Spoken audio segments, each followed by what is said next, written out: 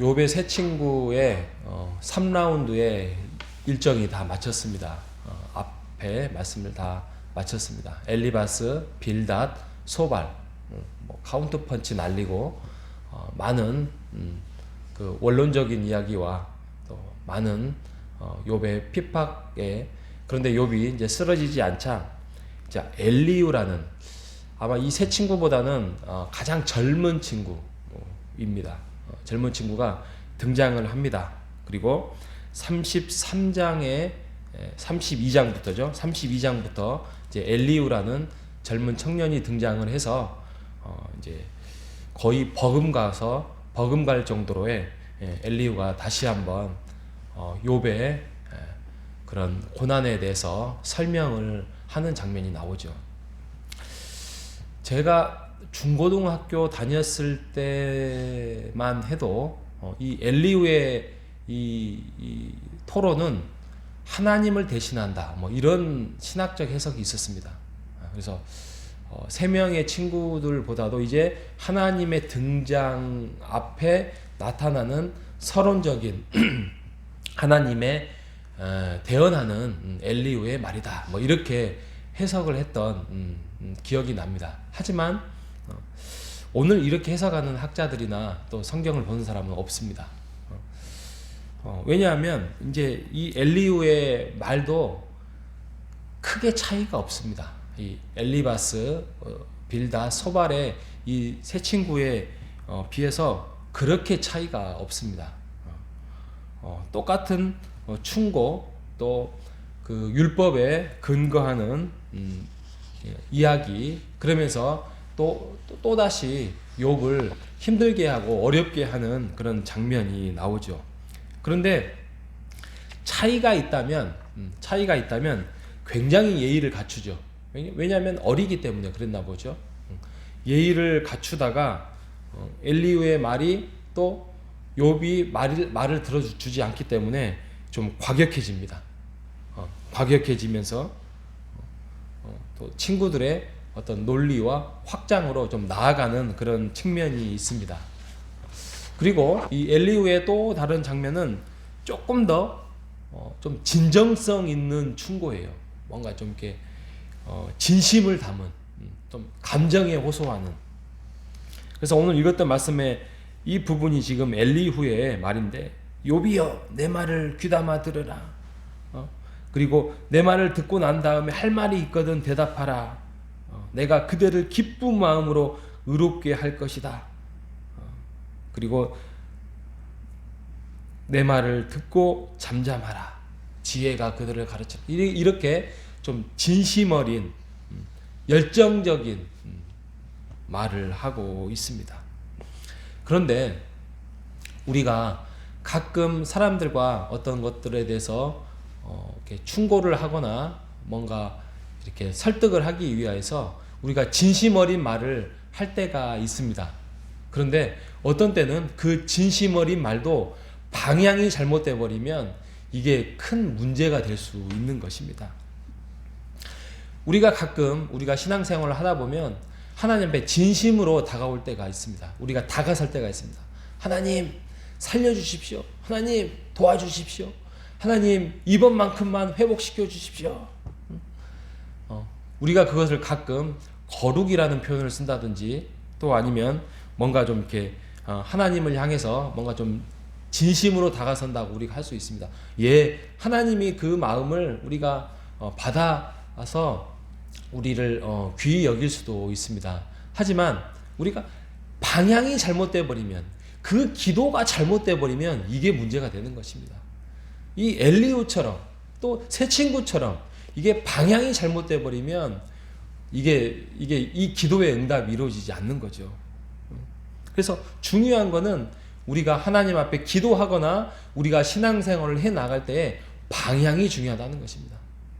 방향을 돌이키지 않고서는 하나님과 더 깊이 우리가 교제하고 하나님의 뜻을 헤아리는 그런 접속이 이루어지지 않는다면 시간이 낭비되는 겁니다.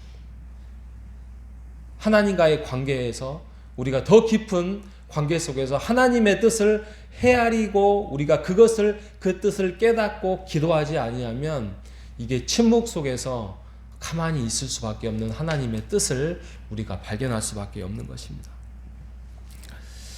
어떤 사람은 거룩해야 된다. 어떤 사람은 우리가 정결해야 된다라고 말씀을 합니다. 근데 다시 한번 이야기하지만 거룩과 정결의 문제가 아니라 이거는 방향의 문제고 이게 하나님을 향한 얼마나 내가 깊은 올바른 관계에 서 있느냐인 겁니다.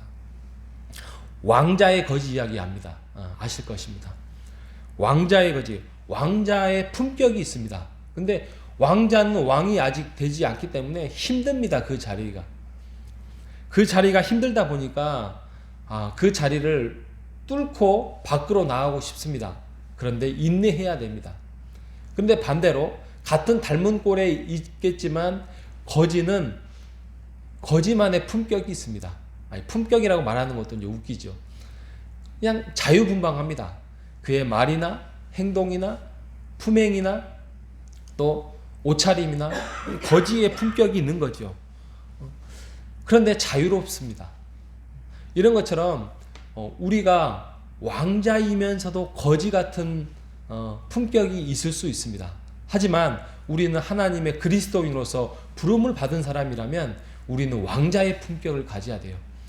이게 내가 입는 옷이 지금 불편하고 내가 지금 서 있는 곳이 뭔가 좀 불편하고 밖에 나가서 그냥 거지처럼 살고 싶지만 우리의 품격은 왕자의 품격으로 가야 될 것입니다.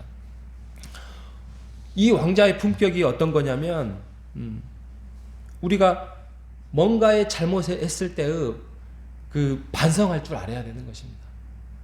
또 내가 죄를 지었을 때 죄책감이 들어야 되는 거예요. 막 심장이 뛰고 이거 내가 이래서는 안 되겠지 라는 그 마음이 드는 것입니다. 그리고 그 죄 앞에서 눈물, 콧물, 돌이킴이 있어야 되는 것입니다. 이게 하나님과 함께 살아가고 있다는 증거지요. 이게 거룩이에요. 이게 거룩. 이게 정결하는 거예요. 우리가 잘 아는 예로 요한복음 15장에 포도나무 비유가 너무 잘 그것을 증명하고 있는 것이죠.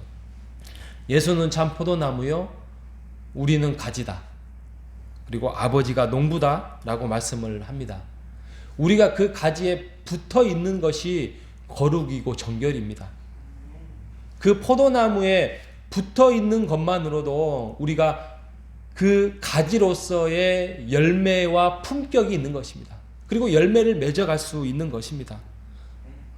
우리가 내가 붙어 있어야 되겠다. 포도나무에 붙어 있어야겠다. 막 낑낑대고 그 열심을 품을 필요가 없습니다.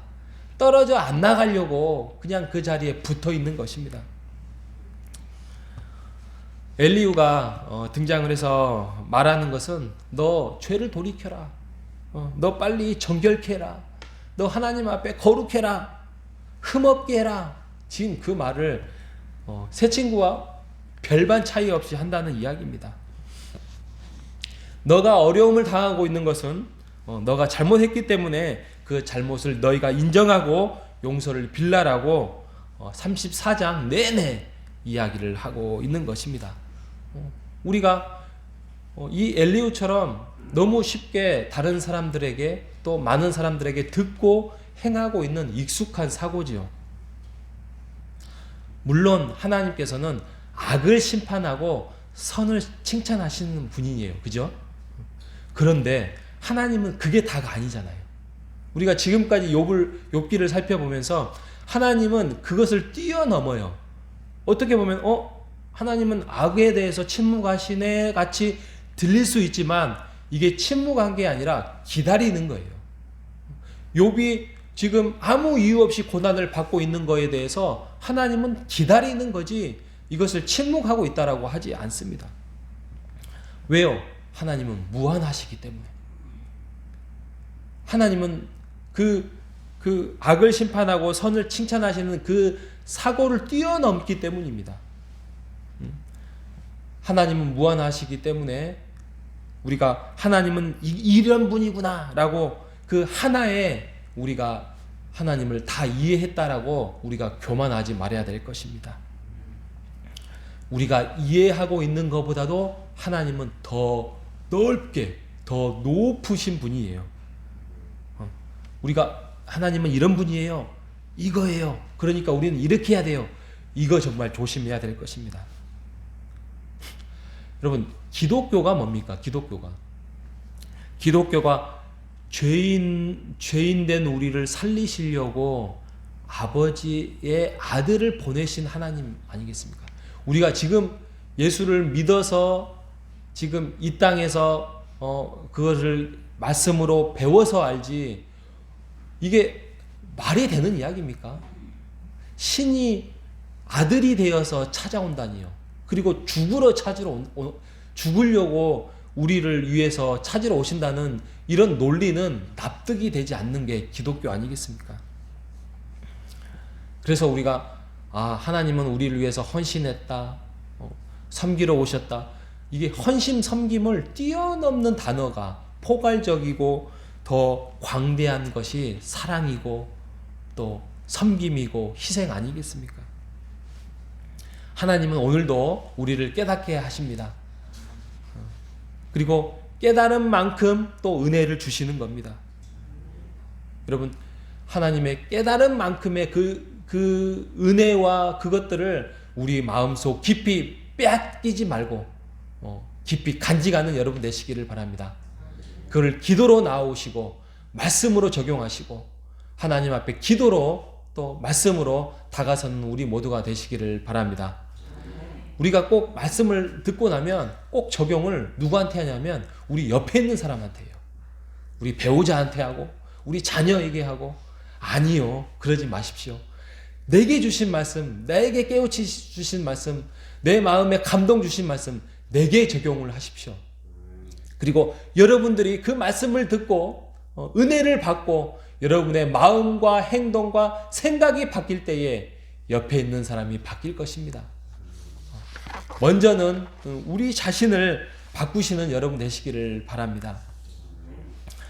또 한 가지 제가 드리고 싶은 말씀은 이 내 친구들이 말한 성공과 실패, 그리고 생명과 사망, 그리고 복과 고난, 이것이 하나예요, 하나. 그죠? 인생에서 하나로 가요. 이런 것들을 로마서에서 뭐라고 해요? 합력하여 선을 이룬다고 하지 않았습니까? 그죠? 우리의 인생이 복만 있습니까? 고난이 있죠. 생명만 있습니까? 사망이 있잖아요. 성공만 있습니까? 실패가 있잖아요.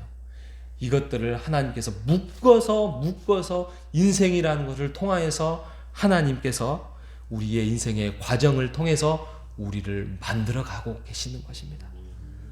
그러니 우리가 고난을 당했다고 해서 낙담할 이유가 없다니까요. 우리가 실패했다고 해서 포기할 이유가 없는 이유가 거기에 있는 것입니다. 내가 지금 아프다고 해서 내가 자포자기할 이유가 없는 것이 그 이유입니다. 왜요? 예수가 우리 안에 있기 때문입니다. 예수를 믿는 우리가 오늘 이 자리에도 버티고 있는 이유이기 때문입니다. 그리고 우리를 통하여서 하나님께서 교회를 이루어 가십니다. 우리를 통하여서, 우리 안에 있는 성령을 통하여서 교회를 오늘도 세워가고 있는 것입니다. 여러분 안에 있는 성전이, 여러분 안에 있는 교회가 이루어져야만 진정한 아름다운 힘써 교회를 우리가 더 아름답게 이루어 갈 수 있을 것입니다. 예수의 마음을 품으십시오. 하나님의 마음을 품으십시오. 품다가 고난이 찾아오거든 인내하십시오. 포기하고 싶을 때에 여러분 소망을 가지십시오. 복수하고 싶을 때 복수하지 말고 사랑을 하십시오. 그럴 때에 힘써 교회를 여러분 안에서 이루어 가실 것입니다. 그리고 하나님이 우리 안에서 함께 교회를 만들어 가실 것입니다. 그 복을 우리 모두가 함께 누리시는 우리 모두가 되시기를 주님의 이름으로 축복하겠습니다. 함께 기도하겠습니다. 하나님 아버지 감사합니다. 우리가 성공했다고 해서, 실패했다고 해서, 생명을 얻었다고 해서, 사망을 했다고 해서, 복과 고난 속에서, 우리가 갈림길 속에서 우리가 헷갈리지 않고 힘들어하지 않는 이유는 이 모든 것들을 통하여서 하나님께서 선을 이루시고 교회를 이루어 간다는 사실을 우리가 말씀을 통하여서 깨닫게 해주셔서 감사합니다. 하나님, 오늘 하루도 우리가 이 교회를 위하여서 우리 마음속에 있는 교회를 통하여서 인내와 소망과 사랑으로 만들어가는 우리가 될 수 있도록 인도하여 주옵소서. 살아계신 예수님의 이름으로 기도합니다. 아멘.